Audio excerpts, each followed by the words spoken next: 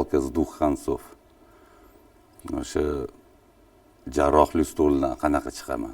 Nimaiki tarixda juda ham ko'p fojialar bo'lgan. Shol bo'lib qolgan insonlarni ham bilaman-da.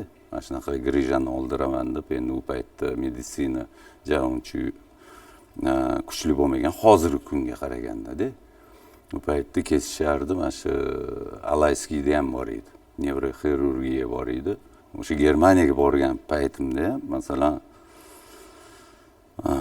qo'limga qog'oz berishganda, qo'l qo'yasan, 3 ta imzo qo'yishim kerak bo'lgan, kровотечение, qon, infeksiya tushib qolishi va yaxshi operatsiya bo'lmasligi. Bo'ynimga olib, davog'im bo'lmaydi degan ma'noda ikkilanib qolganman. Keyin Allohga tavakkal qilib, nimaga endi 26 yoshman-da o'sha paytda 96-yil. O'ynash juda ham kuchli bo'lganda. Allohga tavakkal qilib yotilgan, xuddi kinodek. Kinoda endi bizning paytda mana bunaqa narsalar yo'q hozir.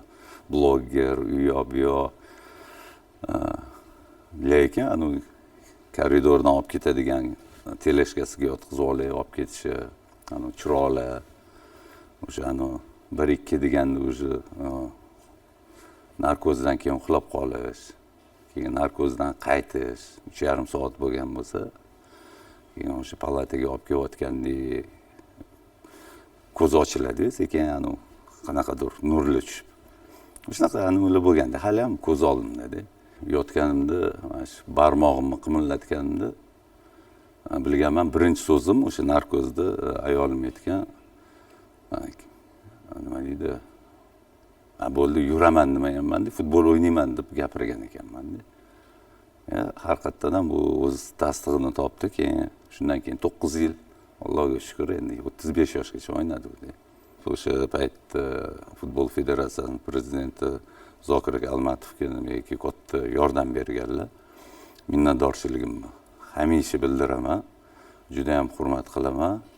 Avvalambor Alloh sababchisini shu odam qilgan. O'shanga yana bir rahmat deb qo'ymoqchiman.